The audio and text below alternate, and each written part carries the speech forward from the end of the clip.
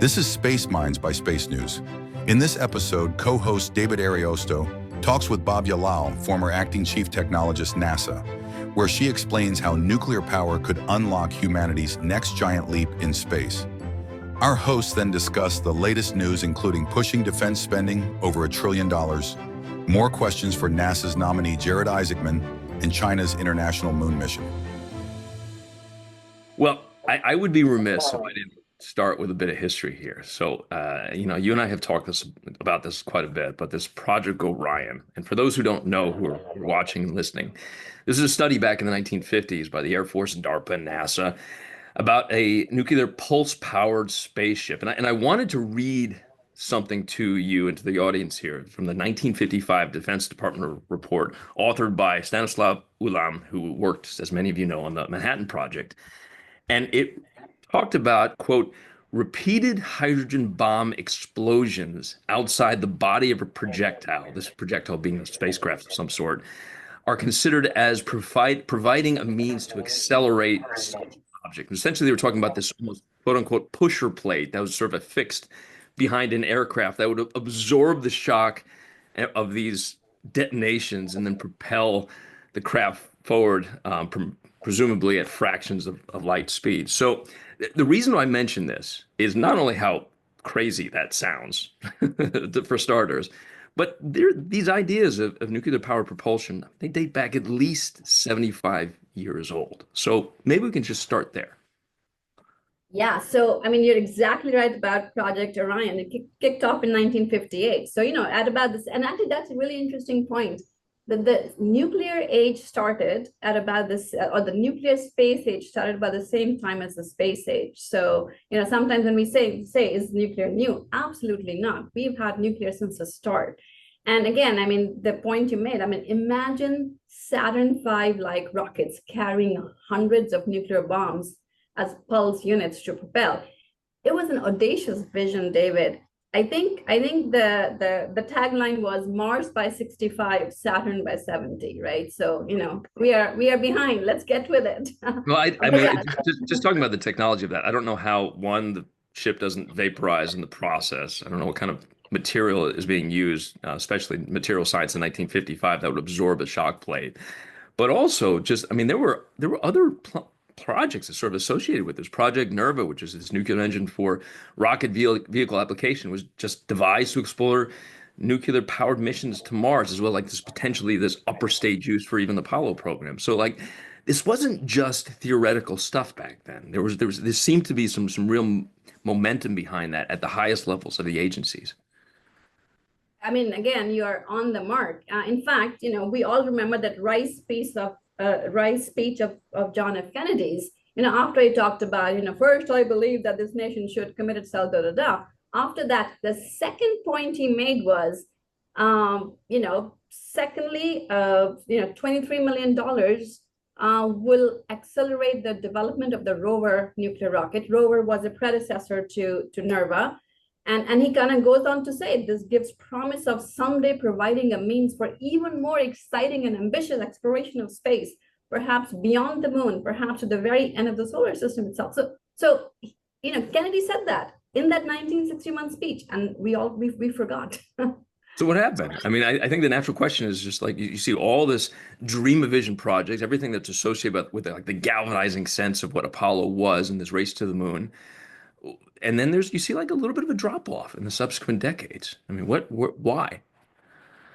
Yeah, so I think that is the heart of the problem. And again, just to repeat your point, David, we've spent nearly $20 billion on nuclear power since the 50s. And the only system we currently have is a light bulb sized 100-watt radioisotope generator. And that technology is virtually unchanged since its inception. So it is extraordinary. Yeah. And I think what essentially happens is, typically an optimistic goal is announced, overly aggressive requirements. You want to do something big, right? We want to go straight from we have no car to we want to build a Porsche. Tech and infrastructure development begins, and then schedule slips begin and mission compromises begin. And then basically the mission is abandoned and tech development stops, and then infrastructure stagnation begins and there's no workforce left anymore. And after a few years, again, new enthusiasm, cycle begins all over again. So there's lots of reasons for it, David, but ultimately, I think nuclear power in space, up until I think recently, has been viewed as a nice to have rather than a must have. Right. And I think it's this lack of demand that inhibits investment. And then, of course, once you don't have investment, there's no technology development, and then we enter this chicken and egg problem. So I think the problem we have to solve right now is this chicken and egg problem. And actually, others have solved it. So, talking about this compelling mission, and again, you also referenced it, Russians having launched more than 30 reactors while we've launched, one experimental reactor. Right. Well, why did Russians need one? Well, they needed to track US aircraft carriers and submarines at sea, which means they needed active radar. But as you know, radar eats power, a lot of it. And they didn't have, good radar technology, so even probably more power. Then to get good signal, they needed to fly low over Earth, which means a lot of drag on their solar panels. So if they needed to track US assets, they needed nuclear, and they developed and launched nuclear. So that's what it means to have not a cool bonus, which is kind of how we think about nuclear power, but absolutely necessary. Right. It strikes the Russians may, in some ways, see this more existentially than the Americans in many ways. Before we get to sort of the geopolitical question, because I think that's a big one here in terms of what drives this. And you saw in the 1960s, the adversary was the Soviet Union. New rivals are more in line with China. But when we talk about nuclear specifically, you talk about almost a cultural problem that has been sort of part and parcel of the agency over the last couple of decades. But I think there's also maybe an optics problem in terms of the nature of the word nuclear and how that sort of plays out, not only with sort of existing structures and questions of the 1967 Outer Space Treaty that prohibits these type of weapons in space, but also just sort of bleeds into this broader public subconscious that thinks of Hiroshima and Nagasaki and Fukushima, frankly, in terms of the devastating power of what might go wrong, especially if you're launching reactors aboard missiles or rockets that don't always reach orbit. So that's unpack that a little bit for us. Yeah, so I think it is unfortunate the birth of the nuclear age was in weapons and not power. So we constantly conflate the two. And there's a lot. And at the heart, you are correct that it's a cultural issue. It's an issue of education, helping people understand that controlled chain reactions are not the same as uncontrolled chain reactions. Yeah. And to some extent, we actually do know that 20% of the United States nuclear power generation is nuclear. In France, 2/3 of their power generation is nuclear. So I think we have accepted it terrestrially. For space, and again, I'll just specifically speak to your point about launching a reactor in a rocket, and what happens if the reactor explodes. So first, we have been launching radioisotope sources since 1961. So the very first radioisotope launch was by the Navy, right? So, and over the years, we've launched worldwide, more than 75 missions that have nuclear sources in them. So we have safely launched nuclear systems. And while, there have been some accidents, in fact, there was a Soviet reactor that disintegrated over Canada. And since then, we have put some more safeguards, international safeguards in place as well. Yeah. The thing about fission reactors is that when they are going to be launched, and I hope that will happen soon, well, for the second time, we have already launched one in 1965, and it worked fine until it was switched off. It's fresh core, as in there is no real radioactivity in it. So exploding, sort of uranium is like exploding any other material. In fact, the James Webb Space Telescope had, many kilograms of beryllium in it, beryllium, the element. And that is far more dangerous for humans than, non-used uranium. Or right now we use hydrazine in our rockets. Hydrazine is toxic for humans. Right. So in some ways, nuclear can actually be safer than what we are already launching. or nuclear fission. And on top of that, and so we don't turn these reactors on until we are at minimum altitude. And there's a lot of discussion about what ought to be that minimum altitude. Should it be 900 kilometers? Should it be 2,000 kilometers or even higher? Right. And those are things that, we as a community, with safety experts will decide and make sure that they're not harmful for humans. What I think that's really helpful in terms of sort of the broader context of this. I think maybe we should try maybe just take a step back in terms of why nuclear? I mean, why do we need this? I mean, we're talking about human habitats, energy grids. We're talking about propulsion needs. But what is sort of the go-between? If you can sort of explain, the value add on this. Yeah. So I think at the very heart, nuclear in space is essentially the same as nuclear on Earth. 1 kilogram of uranium-235 really can release as much energy as 1.5 million kilograms of coal. So it's just the energy density is so high. Yeah. You can have a Mars mission with uranium the size of a marble. So given how important low masses, yes. So I think I make the point. And then of course once you have that, there's some cases for nuclear. I mean, beyond Mars, we really don't have a whole lot of solar power. I mean, sure, we have kind of stretched our technology to use solar power till Saturn or so, the Dawn mission. But beyond that, I mean, there is no way to do a whole lot of science without nuclear. So I mean, a really good example. A few years ago, we went to Pluto with the New Horizons mission.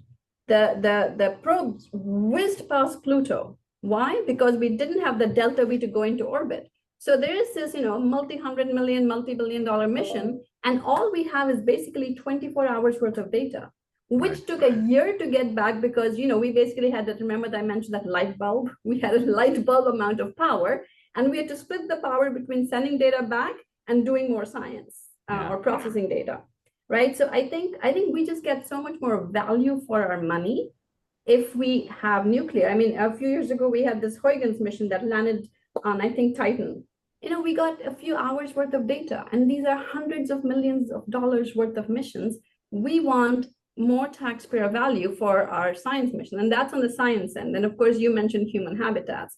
I think we on Earth use about 1 kilowatt of power per household. So, if we are going to have, tens, hundreds, or thousands of people on other planetary bodies, we need high density power.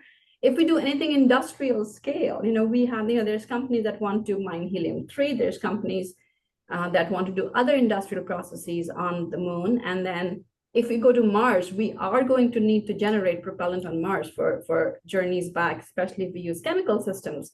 Again, we need megawatts of power to be able to do that sort of thing. And that is not coming from solar or batteries or fuel cells. Helium-3 is a whole other sort of can of worms, I think, in this conversation. Not only is it potential use in terms of some of these supercoolants for our growing sort of energy needs, but its potential for use as almost an ideal energy source in nuclear fusion technologies. But I think if we back up a little bit and focus at least on lunar activities, so a lot of the sort of different designs that I've seen, and there are a few when it comes to this International Lunar Research Station that are sort of moving forward in terms of America's adversaries, oftentimes put these fission reactors as core parts of several of their designs. And so it seems like this is a technology and this is sort of an approach that has sort of been widely adopted by America's adversaries.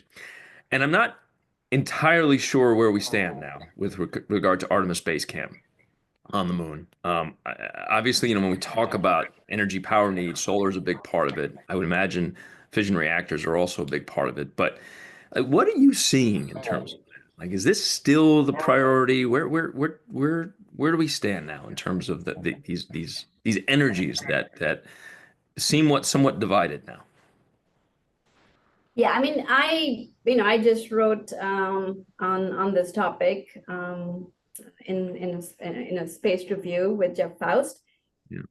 Absolutely, Mars is the horizon goal. We have talked about, I mean, the day after we came back on Apollo 11, Von Braun wrote, our Mars plans. So, and again, Mars is also, at least in my mind, it's, it's not the end. It's, there's something after that. Sure. But in order for us to prepare for Mars, we need to be doing things on the moon, including, testing and operating nuclear reactors. I mean, Mars is what, 40 to 400 million kilometers away. The moon is only 400,000 kilometers away. So it's our testing ground, it's our proving ground. And in my mind, it's also, we need something. Going to Mars is a multi-year effort, multi-decade effort.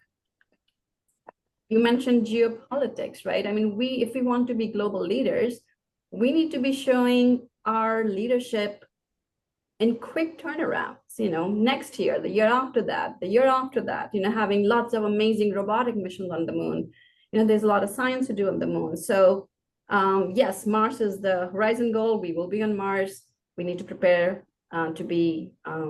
to prepare on the moon to be on Mars. And of course, I don't know where NASA is at with respect to the planning. Yeah. I know the Artemis program, I think in 2026, Artemis 2 goes off, and I'm so excited about that. What happens after that, we'll see. Right. I wonder in sort of the broader context of sort of the norms and standards that this applies to, because the sort of the governing piece of a legal framework is that 1967 Outer Space Treaty, which this is something that, although somewhat universally adopted, this is something that was signed like 2 years before the first astronauts even touched down on the moon. So like it is an old document.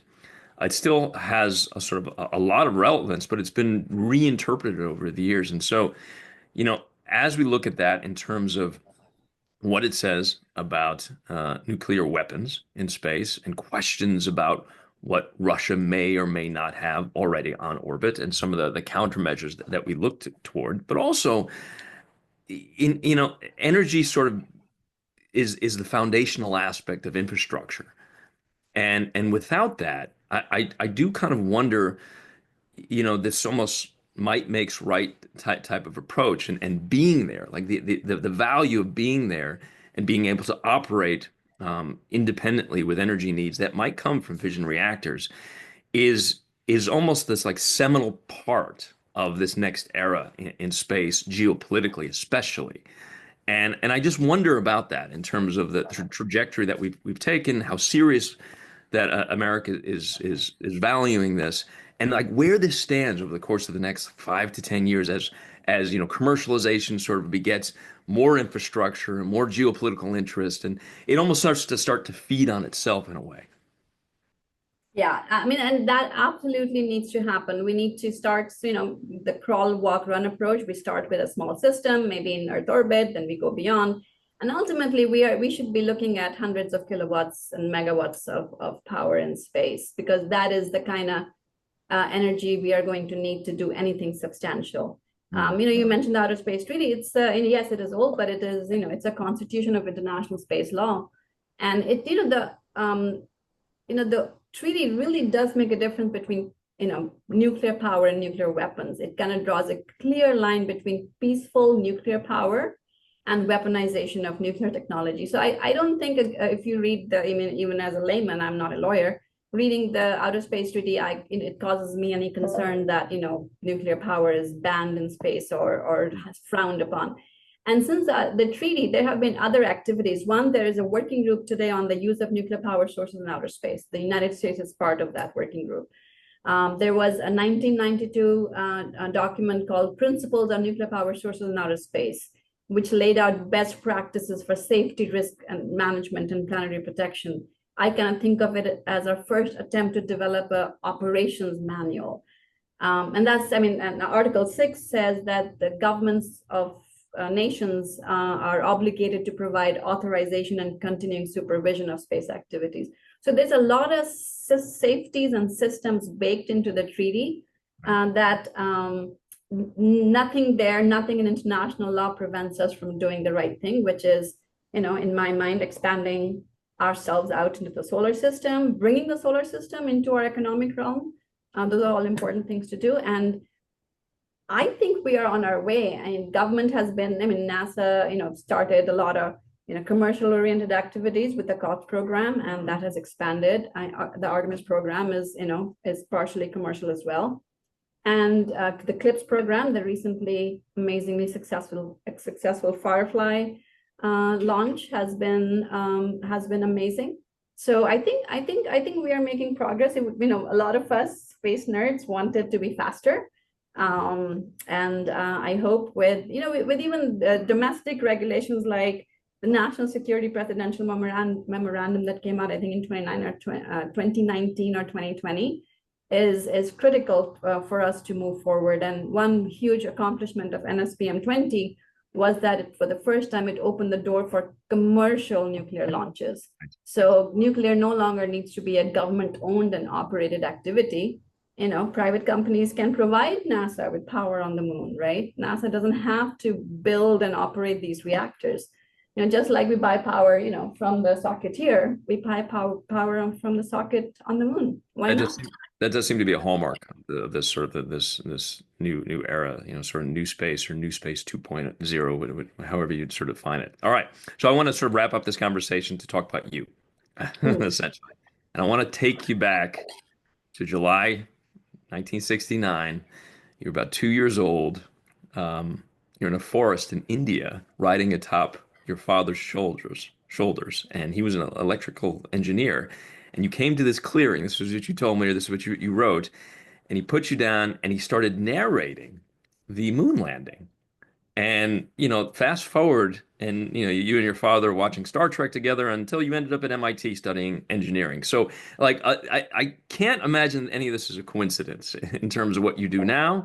And maybe sort of that germination that I've heard so many times from different sort of luminaries in the field within NASA and elsewhere, just sort of those seminal moments early on in childhood and formative years as young adults that kind of propel us. And so I wonder if you could point to that, but also point to it in the context of maybe what's I don't want to say what's missing, but there's like questions now in terms of engagement within STEM, in terms of young people and how much they're galvanized in the same way they might have been on the heels and the wake of that 1969 moon landing. Yeah, space really does have this unique power to inspire. And I'm kind of uncomfortable talking about myself, but I'll tell the story of my daughter. When she was 8 or 9 years old, I took her to the Laddie launch out in Wallops by DC. And for the first time, I think in her life, or I remember, she kissed me out of her own free will. Like, I didn't make her like hug mommy. So it's just so inspiring when you just see a rocket launch, the light, the sound, the vibration. It's just, and again, you go back and you say, well, I want to study math. I want to do that. And even if you don't necessarily study space or end up becoming a space professional like we are, I think you're just, you're bettering humanity. And, I kind of came into, I had all these, amazing space experiences. But then I studied nuclear engineering as an undergrad and a grad student. And I was kind of drifting a bit after my PhD when I read this science fiction novel called Earth Abides, which was basically kind of an anti-history where after an apocalyptic event, humankind kind of goes from today's abstract civilization to Stone Age primitivism. And that kind of scared me. And I felt like I need to do something to preserve humanity. And I started asking questions. I started reading books. And eventually I found that many of the people who were asking the questions I was asking were in the space sector. And they were also thinking about how do we preserve humanity. And that kind of pulled me back into the space world, obviously curiosity and then policy and now career. And now look, I get to talk to you. So it all worked out. See, I say this, me getting to talk to you. Thank you, Bhavya Lal. Thank you for joining us. This is a conversation that we've been trying to have for quite some time now, and it was a real pleasure having you on the show. It was a blast, David. It's so great talking to you. Now for Space Takes, where our hosts tackle the buzziest industry topics. Mike, it's good to see you. We've got a lot to talk about this week, particularly in the realm of defense spending and, this project that you may know a little bit about, this Golden Dome, Right. that seems to be growing by leaps and bounds.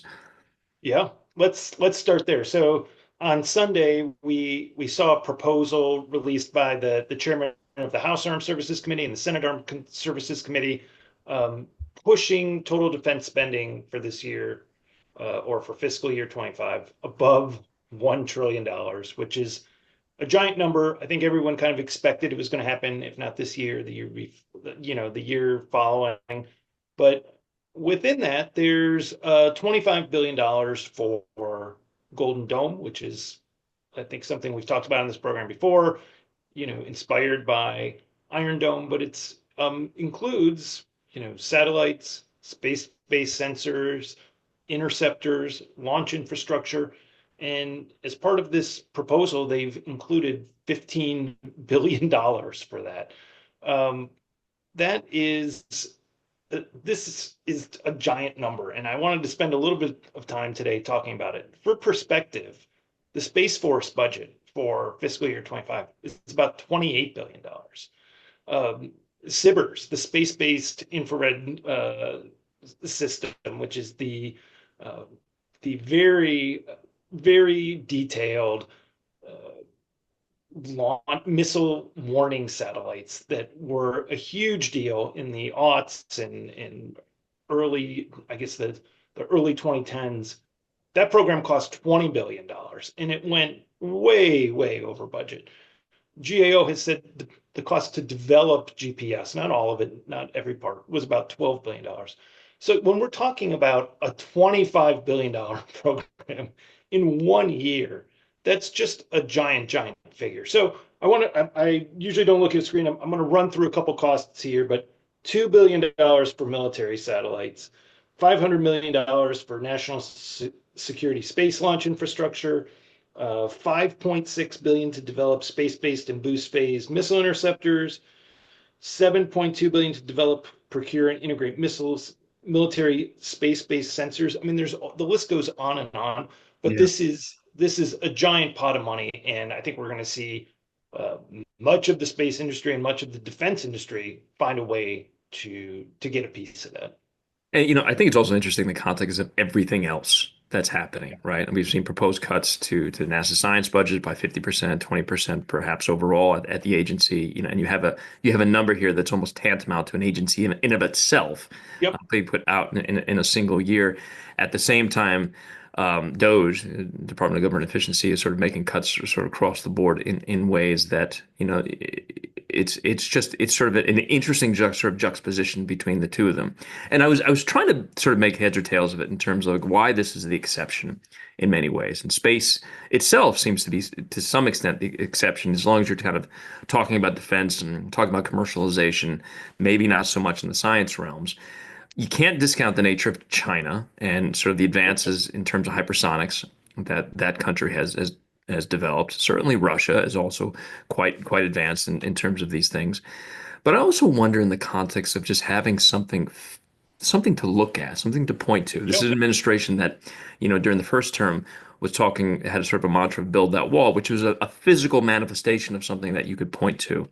And I wonder in the context of both sort of the rising geopolitical threats, questions about China's advances in the technology, and the nature of, just being able to point to something, whether that sort of plays into it in tandem with sort of all these sort of new technological threats that we're seeing in a landscape that, it makes some of these sort of old methods of doing business in terms of warfighting seem not obsolete, but like we're getting there, right?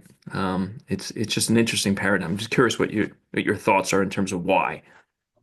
Yeah, I think like you said, I think it checks a lot of those boxes. It is something that's tangible. I mean, like I mentioned, that GPS number, I was really kind of struck by that, not for the number itself, but that, hey, if we talk all the time within the space community about how valuable GPS is, not just in space, but to the worldwide economy. Yeah. And I was thinking, hey, is this something on that scale? And certainly from a cost perspective, it would be. But I'm wondering, how it could change or how it could evolve, how people think about space, think about defense. And, it does. It checks those boxes you talked about. It's very tangible. It could be a paradigm shift. But wow, I mean, to do it all at once. This is one of those times where this was not something people were talking about a year ago or 2 years ago, and it's like, okay, we're evolving into this, or this is the time we have to really get moving on it. It's like this seemingly almost come out of nowhere. And now there's a whole bunch of money toward it. And, it'll be really fascinating to see how this plays out. It's also interesting in terms of maybe what's not being discussed as much. And you and I have talked about this a little bit, but I mean there are several cyber initiatives that the administration has continued. There are questions of cuts, particularly at the high level in terms of personnel. But to my mind, when I think about potential attacks on the U.S. homeland, cyber strikes me as a greater likelihood from China because you already see it. We already Yeah. see so the probing aspects of what China, Russia, third party actors that are maybe tangentially tied to sort of these American rivals have been probing defenses and looking at critical infrastructure, and real questions about sort of the soft underbelly of the United States. And I think about that less, perhaps, or that more, perhaps, when it comes to sort of hails of hypersonic missiles, like kind of being launched in different capacities across the Pacific. Not to say that these things couldn't, but I think there's a question mark here in terms of where the defense priorities are being allocated. So, I don't know that we'll get questions from that, but I think that's sort of a curious angle in all of this. Well, I think we've seen, particularly with Ukraine, that Russia used cyber to strike first, and then space, and then a more conventional kinetic or ground attack. Hmm. And I think there's an expectation among the defense community that that's how future conflicts will play out. Yeah. But yeah, it is interesting to see where the priorities are, and also just how much all of this cost. I mean, cyber moves very, very fast. And I think space, traditionally moves much slower. So it's harder to narrow down the threats from a cyber perspective.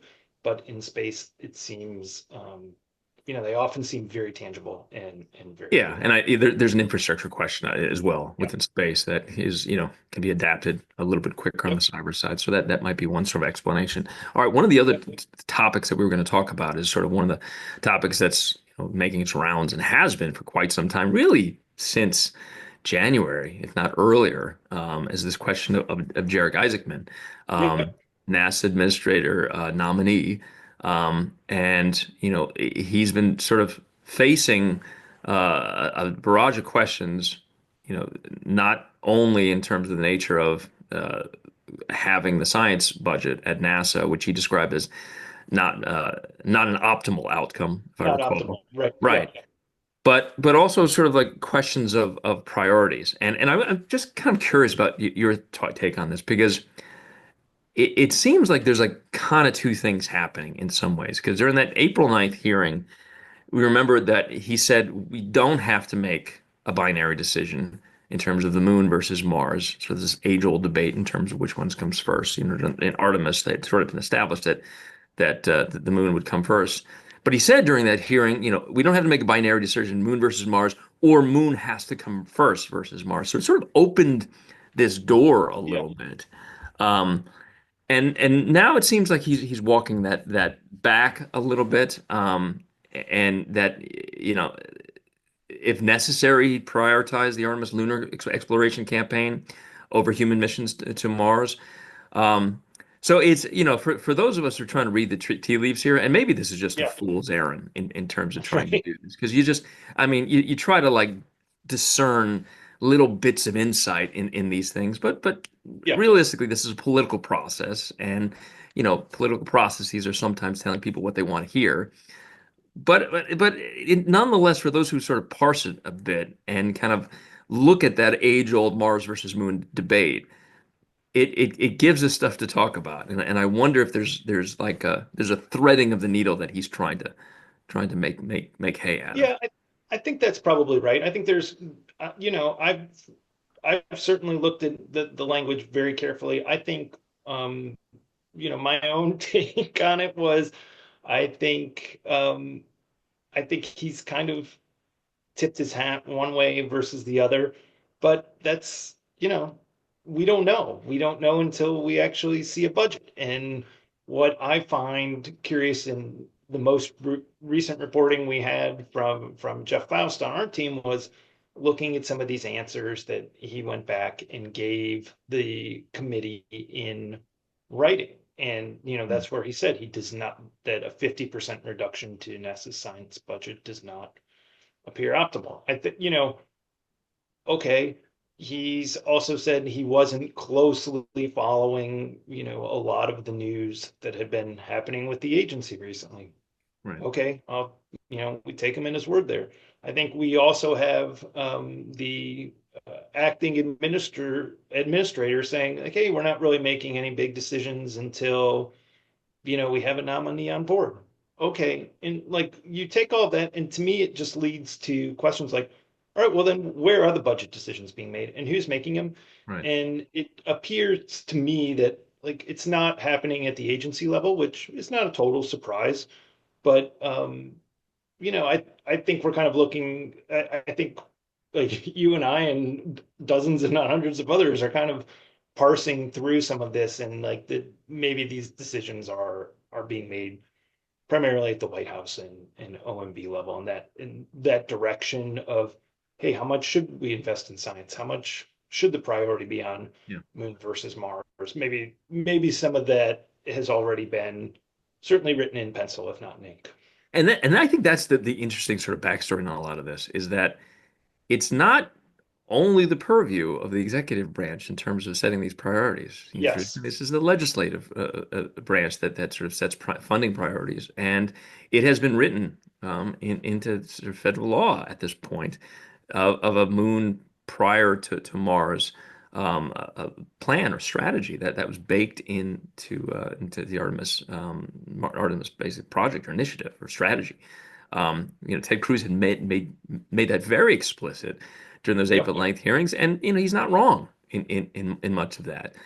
But we're kind of in a brave new era now, and so the power play politics of how this actually manifests in an operationalized way, I think is the real undercurrent of what's happening here, and trying to, I think for many of us, like people maybe wonder, like, well, why are you trying to parse between these things? Well, I think the reason that we do it is to sort of understand the emerging levers of power that are different now within this Trump administration, and frankly different within the space industry at large, given the nature of commercialization. And we haven't mentioned Elon Musk, who's still advisor to the president here and happens to be atop the world's most powerful space company. So there's sort of a lot of these players and influential politics are playing out behind the scenes, and we see it in dribs and drabs at confirmation hearings. But I mean, we'd all be remiss, and I don't know that we've had a podcast yet, Mike, where we haven't talked about China as sort of a driving force behind this. And that was going to be the last thing we talked about in terms of this Chang'e lunar South Pole mission that's coming up, I believe, at like 28, 29. This would be following the Chang'e 7 mission that's set to land, I believe, in the Shackleton crater, which I remember back when they had landing zones that were overlapped American landing zones. So I mean, if you need a more visual representation of a race or competing geostrategic influence, it's just to see China's landing zones over American landing zones and vice versa, and how that plays out. But what I thought was interesting in the Chang'e 8 mission, that is the emphasis on international partners. Yeah, absolutely. Yeah. Yeah, and China has said, hey, they're hoping to attract 50 countries to join their collective. They've said, I think so far a total of 17 have joined on, but more than 50 international research institutions. And it comes at a time when the U.S. has not necessarily said, like, hey, come work with us. We're with open arms. It's been it raises questions about, hey, what are these competing collectives going to look like as they work toward and on the moon? Yeah, it's sort of like who gets to write the rules a little bit in terms of the primacy of being there first. And when you have infrastructure there and you have players there and potentially even in human bodies there in the form of astronauts or taikonauts, it becomes a bit easier to kind of set the terms, especially when you have the infrastructure there. But you're right. I mean, we had in this mission, I mean, it's not just a Chinese rover. There's a Pakistani rover that's going to be on board. There are micro rovers that are developed by both the Chinese and those in Turkey. Turkey, right? Exactly. It's also kind of interesting just in terms of the sheer technology of this, because that Chang'e 8 mission is going to be doing things like 3D printing of bricks from Yes. lunar soil. And so like it's not just saying, hey, is there water ice here? Or, can we get a sense of like what experimentation it can be gleaned from a future hypothetical human presence on the moon.